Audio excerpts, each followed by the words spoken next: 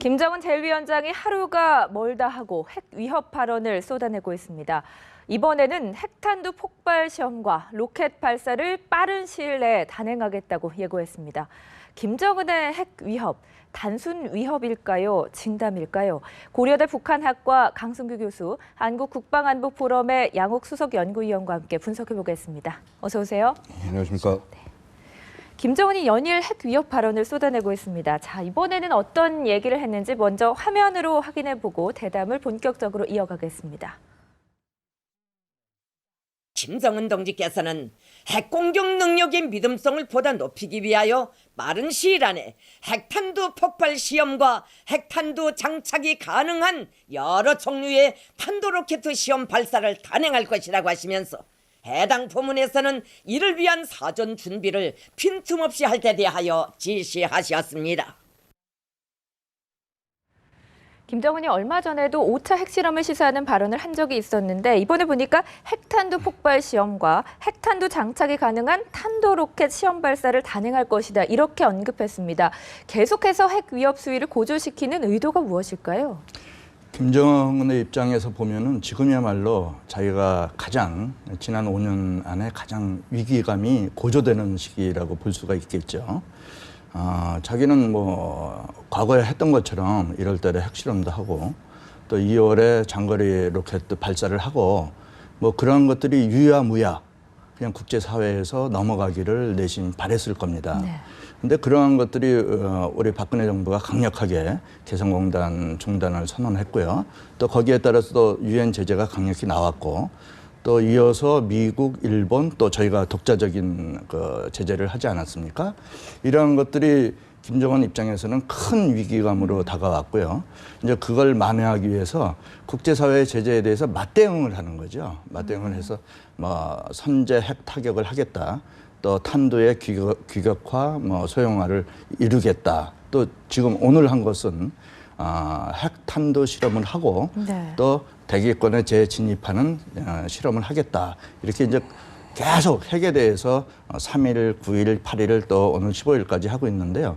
이러한 것들은 그런 위기감에서 나오는 어떤 그런 두려움, 국제사회의 제재에 대한 두려움이 반영이 큰 것이고요. 네. 또 하나 더 있다면은 내부 체제를 좀 강력히 그러한 국제사회의 제재가 뭐 여러 통로를 통해서 북한 주민은 왜 모르겠습니까? 네. 그러한 것들을 좀 차단시키고 강화시키기 위해서 내부 결속을 위해서 또 그런 행위를 할 수 있는 거고요. 그런 걸 통해서 자신의 어떤 그런 리더십을 강화하는데 지금 그런 멘트를 계속 날린다고 볼 수 있겠습니다. 네. 그러면 단순 위협일 가능성이 더 높게 보시는 겁니까? 또 그럴 수도 있는데요. 그 북한이 4차 핵실험 할 때도 그 두 가지 얘기를 했거든요. 네. 뭐 우주를 평화적으로 이용하겠다. 또 핵 억제력을 제고시키겠다. 그 얘기를 김정은이가 계속 하면서 갑자기 1월 달에 4차 핵실험을 했거든요. 네. 그래서 그런 전례를 봤을 때는 저희들이 그냥 위협하는 것이라고 보기만은 조금 그렇다. 그래서 우리가 또 4차 핵실험처럼 5차 핵실험도 할 수 있고 5차 핵실험 자체를 하기는 좀 무리가 있다고 보여집니다. 아마 장거리 미사일 발사를 먼저 할 가능성이 있거든요. 네. 그래서 그런 거에 대해서 저희들이 철저히 대비를 좀 해야 될 것 같습니다. 김정은이 핵탄두 폭발 실험을 지시했다라는 건 이 핵무기가 완성 단계에 와 있다 이렇게 해석할 수도 있지 않겠습니까? 어떻게 봐야 됩니까? 보통 지금 이제 여태까지의 만약에 핵실험이 어떤 북한이 갖고 있는 핵 물질을 가지고 자신들이 갖고 있는 설계와 기구를 통해서 폭발을 일으키는 부분을 보여줬다고 한다면은 핵탄두 자체를 터뜨리겠다는 얘기는 탄두는 만들어 놨다는 얘기입니다. 네. 그러니까 얼마 전에도 지금 계속 이제 북한이 일관되게 얘기하는 것이 지난번에 김정은이 탄두 앞에 자기가 서지 않았습니까? 뭐 우리가 이제 뭐 그것을 놓고 이제 기술 수준이 뭐 많이 진전을 했다, 진전하지 않았다라고 얘기는 할 수 있겠으나 일단은 그것 자체가 만들어져 있다는 것은 사실인 것이고 과연 북한이 얼마만큼의 핵물질을 확보를 했느냐의 문제는 뭐 차치하다고 하더라도 좀 충분히 어떤 그러한 가능성이 있다. 북한이 이미 핵탄두를 실전 배치에 가깝게 준비할 가능성이 있다고 봐야 됩니다. 지금 바둑 얘기할 때가 아닙니다. 지금 5차 핵실험 자체는 거의 가능하다라고도 생각을 해봐야 됩니다. 우리가 보통 얘기할 때 핵실험 무슨 뭐 한 3년 주기론 얘기를 많이 하지 않습니까?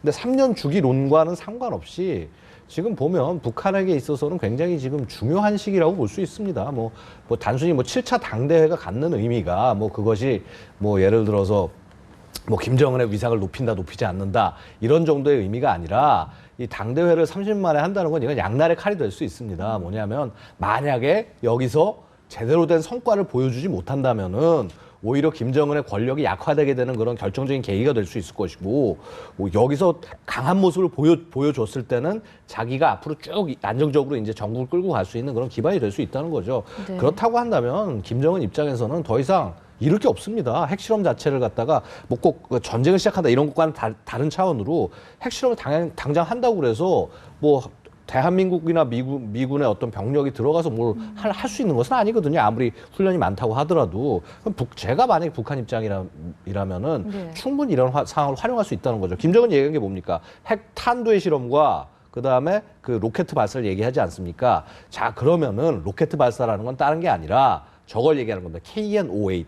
여태까지 북한이 발사 실험을 하지 않은 미사일이 두 종류가 있습니다. 네. 무수단과 KN-58. 무수단 미사일은 아시다시피 북한에서 화성 10호라고 부르고요. 사거리 한 3,000에서 4,000 정도 되는 중거리 미사일입니다. 이것만 하더라도 상당 부분 고도가 굉장히 높이 올라갑니다. 그래서 이 무수단류를 가지고 그 어떤 페어링에 관한 실질적인 실험 이런 것들을 할 수도 있는 것이고 아니면은 KN-58 그러니까 이거 화성 13호라고 부르는 아예 ICBM급으로 할 수도 있는 거죠. 예를 들어서 네. 뭐 그런 가능성도 있고 그다음에 예를 들어서 그 핵실험도 꼭 미사일을 장착해서 하는 게 아닙니다. 이거 그냥 기존에 했듯이 평계리 그쪽 풍계리 시험장 거기서 그 안에 집어넣고 그 지하 시험장에서 폭발을 시켜가지고 해서 실제 우리가 이 정도의 능력을 가졌다는 걸 보여줄 수도 있는 것이거든요. 네. 그럼 언제 예를 들어서 이런 걸 할 수 있느냐? 북한의 정치 일정에 따라서 왜냐하면 우리가 늘상 얘기하는 것이 북한이 핵실험을 할 가능성이 있다, 혹은 미사일 발사를 할 가능성이 있다. 이거는 북한이 스스로 이걸 정치적으로 반드시 필요할 때는 할 수밖에 없다라는 겁니다. 그래서 지금만큼이나 북한이 이런 걸 필요로 하는 시기가 없는 것이고 앞으로도 그렇다고 본다면은 예를 들어서 우리 지금 4.13 총선 있지 않습니까? 총선 이전에 미사일 발사, 그 다음에 그 이후에 예를 들어서 이제 4월 30일 훈련 종료되지 않습니까? 네. 종료하는 시기에 맞춰서 5차 핵실험 딱 하면서 예를 들어서 이렇게 선전할 수 있는 거죠.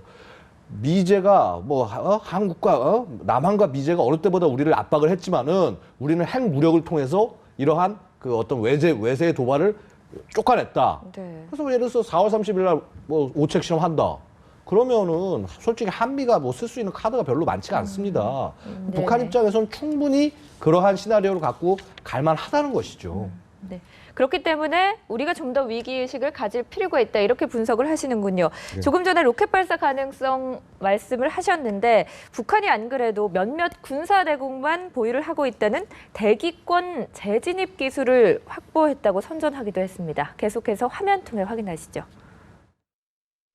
김정은 동지께서는 군사 대국들이라고 자처하는 몇 개 나라에서만 보유하고 있는 대기권 재도입 기술을 자력자강의 힘으로 당당히 확보함으로써 탄도로켓 기술에서 커다란 전진이 이룩됐으며 나라의 방위력과 군수공업의 자립성을 강화하고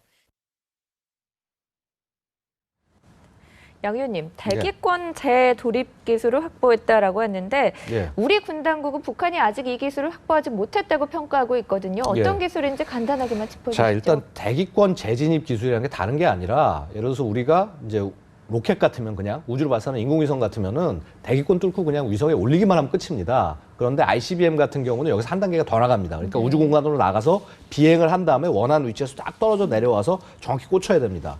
근데 여기서 재진입 기술이 뭐냐를 좀 정의할 필요가 있는데요.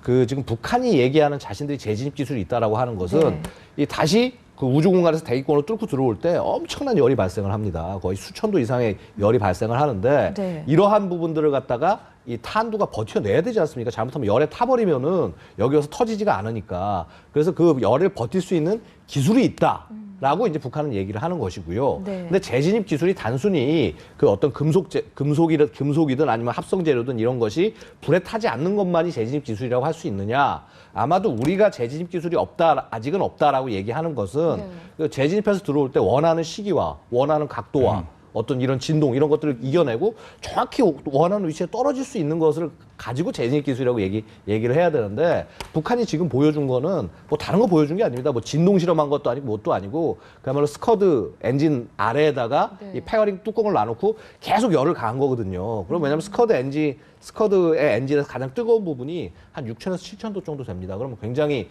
엄청난 온도고 네. 거의 태양의 온도의 한 절반 정도의 온도로 그냥 계속 지져낸 것인데 그럼에도 불구하고 이게 잘 버티고 있다. 그리고 저희 보면 자를 대가지고 딱 갖다 놓지 않습니까? 네. 저 달을 대는 의미가 뭐냐면 원래 설계와 다르지 않게 그 모양의 변형이 없었다. 그러니까 이 제대로 그 원형을 유지하면서 원하는 대로 떨어질 수 있다. 이거를 보여주려고 이제 저렇게 하는 겁니다. 그래서 그런 의미에서 봤을 때 북한이 그러한 소재에 관한 기술 같은 건 충분히 보유하고 있다. 맞습니다. 왜냐하면 이미 우주 공간에 쏘아 올릴 수 있는 기술이 있으면은 그걸 다시 재진입해서 들어올 수 있는 기술은 당연히 있다고 봐야 되는 것이고요. 사실 이 부분에 있어서 우리 어떤 정보 당국도 이게 아직 없다라고 얘기를 한 것이지 북한이 없다라고 표현하지는 않았습니다. 그래서 약간 이제 보수적인 어떤 우리 정부 당국의 표현이다 이렇게 이해를 하시면 될 것 같고요. 그리고 그렇다고 해서 그럼 북한이 재진입 확실하게 할 수 있냐? 모르는 거죠. 모르니까 네. 이걸 보여주기 위해서 아까 말씀드렸듯이 예를 들어서 뭐 무수단이든 아니면 네. KN-OAC든 이거를 갖다가 사격을 할 수 있다라는 겁니다. 사격을 하면 어떻게 하냐? 우리 지금 뭐 예를 들어서 뭐 얘네들 그 얼마 전에 광명성 쏠 때처럼 네. 뭐 이렇게 공해상으로 지금 못 쏘거든요. 국제사회가 다 지금 제재하고 나서지 않았습니까? 그럼 그나마 북한이 이러한 포위를 피해 나가려면은 한반도 안에서 그러니까 예를 들어서 서해에서 발사를 해서 우주 공간으로 쏴 올린 다음에 다시 얘가 그 동해 정도로 떨어질 수 있게 그런 정도의 실험은 네. 분명히 할 가능성이 있다. 그래서 우리가 이런 부분에 대해서는 반드시 대비할 필요가 있다. 이런 말씀을 드리고 싶습니다. 네. 강 교수님, 그 말씀을 들어보니까 북한의 기술 수준이 우리가 생각했던 것보다 훨씬 더 발전돼 있을 가능성도 우리가 염두에 둬야 될 것 같은데요. 너무 북한의 핵무기 기술 또는 뭐 ICBM 개발 기술을 과소평가한 건 아닌지 우려도 되거든요. 어떻게 봐야 됩니까? 뭐 저희들 입장은 뭐 우리나라와 미국이 정보 당국이 잘 그걸 감시 감독을 하고 있고 또 그 평가를 내리기 때문에 뭐 그분들의 평가를 일단은 믿어야 될 것 같습니다. 근데 이제 일부의 여러 전문가들이 하는 얘기들이 있죠. 이번에 이제 탄도 폭발 실험도 하고 또 재진입 대기권에서 재진입도 한다고 하니까 그러한 부분에 대해서 우려를 좀 갖는 말들이 나오고 있어요. 그래서 사실은 한 탄도도 북한의 탄도가 한 직경이 한 60cm 정도 네. 그리고 한 200에서 300km 정도까지는 발전이 되지 않았는가 이렇게 보는 시각이 있거든요. 뭐 외국에서 나온 시각인데 만약에 그렇다면 상당히 그게 우려가 되는 것이고요. 네. 우리가 또 여기서 과거에 핵실험을 할 때 북한에서 뭐라고 그랬습니까? 그 광명성 3호, 4호 이렇게 하면서 위성이라고 했잖아요. 네. 그래서 그러니까 미사일 그 탄두에 위성을 실어서 궤도만 돌리겠다. 지금 그렇게 한 게 바로 엊그저께 얘기거든요. 근데 지금은 갑자기 변해서 네. 이제 탄도에 폭발 실험까지 하고 또 그게 뭐 직경이 60cm다, 뭐 200km다, 300km다 이렇게 나오고 이제는 탄도의 폭발 실험을 어느 정도 이 세게 하느냐, 이 영향력을 높이느냐 거기에 달려 있다 이렇게 얘기가 나오고 있거든요. 과거 뭐 한 2달 전만 해도 위성이라고 했다가 지금 탄도의 폭발 실험까지 나오고 있기 때문에 지금 뭐 한미 정보 당국이 그것이 저 실험이 맞다 틀리다 이걸 떠나서 우리한테는 지금 상당히 위험하지 않느냐 이것이. 북한에서 저렇게 위성을 갑자기 탄도로 바꿔서 폭발 실험까지 하고 또 대기권에 재진입 그 실험까지 하겠다고 나섰을 때는 네. 우리가 그걸 간과하지 말고 우리가 좀 더 심사숙고해야 되겠다. 저는 그렇게 생각합니다. 예. 그래, 주의할 필요가 있을 것 같습니다. 양 의원님, 그 앞서서 북한이 뭐 대륙간 탄도미사일 실험은 어떻게 할 것이다 좀 예측을 해주셨는데 예. 북한에서 핵무기 소형화했다 이 얘기도 하지 않았습니까? 예. 그렇다면 이 실험까지 같이 하려면 어떻게 하게 될까요? 근데 사실은 이제 생각을 할 수 있는 게 예를 들어서 정말 제대로 된 시험을 하려고 하면은 그야말로 핵폭탄 거기에 장착해가지고 해서 쏴 올린 다음에 내려와서 터지면 됩니다. 그런데 이거는 심지어는 냉전이 아주 서슬퍼렇던 시절에 미국이나 소련도 안 했던 실험입니다. 그래서 만약 미사일을 쏴서 했는데 뭔가 방향이 잘못됐다. 네. 그래서 이게 뭐 대한민국에 떨어졌다 아니면 중국에 떨어졌다. 아니면 예를 들어서 공해상에 떨어졌지만 피해가 생긴다. 이거는 북한이 그야말로 감당을 못할 겁니다. 그래서 뭐 아마도 이제 북한이라는 집단이 감당을 못할 짓을 하는 집단이긴 하지만은 그럼에도 불구하고 언제나 북한이 이러한 행위를 할 때는 자신들의 정치적 이익을 향해서 일을 하기 때문에 정치적 이익이 없는 그냥 공해상에 발사해서 자신들이 피해 입힐 이럴 행위는 절대 하지 않을 가능성이 상대적으로 높다. 되려 그걸 가지고 공격을 하면 우리를 공격을 하면 공격을 했지 그런 식으로 무모하게 실험을 할 가능성은 상대적으로 낮다고 보입니다. 그런데 이제 언제나 이제 우리가 주의할 것은 그럼에도 불구하고를 늘상 주의를 해야 되는 것이고 저는 사실은 이제 이 과정에서 우리가 좀 주목을 해봐야 될 것은 만약에 북한의 실험이 너무나 한계를 좀 뛰어넘어서 예를 들어서 뭐 우리에게 좀 오차 범위로 봤을 때 우리에게 떨어질 위험이 어느 정도 있다라고 판단이 된다면은 차라리 그러한 레드라인을 설정해 준 다음에 만약에 이거 이상 돼서 근처로 다가올 때는 우리가 요격하겠다라고 하거나 그러한 내용들을 명백히 얘기를 해야 된다. 그래서 예를 들어서 고고도 요격이 지금 가능한 게 우리는 없습니다. 근데 미군 같은 경우는 예를 들어서 이지스 BMD 그러니까 이지스함에다 SM-3 같은 미사일들을 장착을 해서 고도 한 500km 정도까지 요격할 수 있는 그런 능력이 있거든요. 그렇다면 이제는 만약에 북한이 뭐 아까 뭐 제가 잠깐 예측을 했지만은 뭐 총선 전에 이상한 행위를 한다 혹은 아니면은 뭐 이 한미 연합훈련이 끝나는 시기에 이상한 행위를 한다라고 할 때는 예를 들어서 미리 사전에 배치해 놓고 필요하면 요격을 해야 된다는 거죠. 그리고 그러한 레드라인을 명백하게 정해줘서 북한이 이러한 선을 니들 넘을 때는 우리가 반드시 어떤 물리적인 조치가 있을 것이다. 이런 부분들을 미리 경고를 하고 그다음에 이런 것들을 함부로 북한이 정치적인 승리로 활용하지 못하게 차단하는 거 이것도 사실 정부로서는 굉장히 중요한 어떤 한 수가 될 수 있다는 거죠. 네. 그 말씀 들어보니까요, 북한의 그 핵 개발이나 뭐 미사일 개발 수준이 상당히 발전을 많이 한 것 같은데 지난 10년 동안 뭐 4차례 핵실험을 해왔고 장거리 미사일도 여러 번 발사하지 않았습니까? 그동안 우리나라와 국제사회는 어떻게 대응을 한 건지 좀 잘못 대응해온 건 아닌지 그런 생각도 듭니다만 어떻게 봐야 됩니까? 우리나라 국제사회가 너무 나이스하게 돼 있죠. 북한을 너무 젠틀하게, 나이스하게 뭐 서구의 입장에서 보는 시각으로 돼 있기 때문에 과거 2000년대는 뭐 육자회담을 한다고 근 뭐 7년, 8년 허송세월을 보내지 않았습니까? 네. 그리고 나서 돌아온 게 바로 2006년부터 핵실험을 하기 시작했고요. 6년, 9년, 13년, 지금 16년 이렇게 해서 4차 핵실험을 했는데요. 북한 입장에서는 그게 아주 못된 습관이 그 자기 몸에 배인 거죠. 2006년도에 한번 해봤는데 또 뭐 국제사회가 강력한 대응도 안 하고 또 자신들이 비핵화하겠다는 말을 믿어줬고요. 네. 또 그러면서 넘어갔고 2009년도 마찬가지예요. 또 육자회담이 끝나면서 또 한 번 했는데 또 뭐 그렇게 제재가 강력하게 나오지 않았기 때문에 북한 입장에서는 김정일이 정권을 갖고 유지하는 입장에서는 당연히 핵실험이나 강한 무기가 자기가 갖고 있다는 것을 인민들한테 보여줘야 네. 되고 또 대외적으로라도 미국에 대한 엄청난 두려움을 갖고 있거든요, 북한은. 그렇다면 미국과 대적을 하려면 오로지 북한은 핵을 가져야 된다. 그런 확실한 부분을 북한은 갖고 있어요. 네. 그게 제가 보기에는 전혀 변하지 않으리라고 보고요.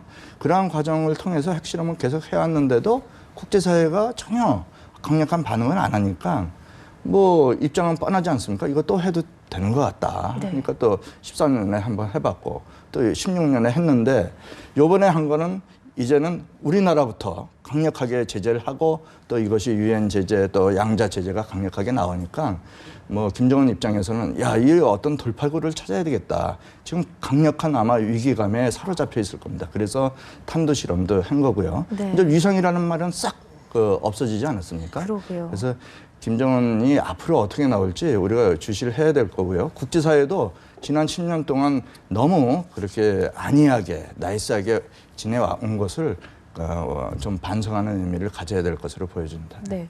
이렇게 위기감 속에서 김정은이 핵 위협 수위를 높여가는 한편 북한이 서울 모형을 활용해서 주요 시설을 파괴하는 훈련을 진행했다고 합니다. 이게 과거에도 있었던 훈련인지도 궁금하고요. 그 앞서서 북한군 총참모부에서 서울 해방작전을 언급했는데 이게 일환인 건지도 궁금합니다. 어떻게 보고 계십니까? 예, 서울 해방작전의 일환인데요. 그 서울 모형을 만드는 것은 아마 1990년대 네. 그 대남 간첩들이 이미 얘기를 했어요. 뭐 이렇게 모형을 만들어 놓고 우리가 연습을 하고 왔다. 특히 뭐 아마 평양 근처에 뭐 한 8km 정도 이렇게 네. 순환이 되는데 서울관이라는 걸 만들어 놓고 물론 청와대를 만들어놨죠. 청와대를 만들어놓고 서울 도심에 주요 지역을 해놓고 연습을 폭파 연습도 하고 왔다. 그런 얘기가 있고요. 또 2014년에도 평안북도에 영변 지역에 그런 지형을 만들어 놓고 네. 아주 그 구체적인 훈련을 했다는 그런 증언들이 나오고 있습니다. 그래서 이번에 저희가 소위 그 한미 해병대들이 큰 상륙 작전을 하지 않았습니까? 네. 사실 뭐 북한 상륙 작전인데 북한 입장에서 보면 굉장히 좀 당황스럽죠. 여태까지는 우리가 뭐 한미 군사 훈련을 하더라도 방어 훈련을 중점으로 우리가 그런 시뮬레이션 훈련을 했는데 이번에는 실제적으로 상륙 훈련을 하고 하니까 그 우리가 이번에 쌍용 훈련을 북한에서 보는 입장은 평양 진격 훈련이다 이렇게 결정을 한 것 같아요. 그래서 평양 진격 훈련을 우리가 벌리면은 우리는 서울 해방 훈련을 하겠다. 해방이라는 것은 항시 북한이 얘기하는 남조선을 해방하겠다는 거거든요. 왜? 미제에 압제되어 있기 때문에 해방훈련을 하겠다는 거예요. 그래서 서울을 해방훈련도 하고 또 남조선 전체를 해방훈련을 이번에 한다. 그런 뜻에서 아마 그런 훈련을 하는 것 같습니다. 네. 궁지에 몰린 김정은이 앞으로 어떤 선택을 하게 될지 저희가 좀 더 위기의식을 갖고 지켜봐야 될 것 같습니다. 오늘 말씀 여기서 마치겠습니다. 고맙습니다. 감사합니다.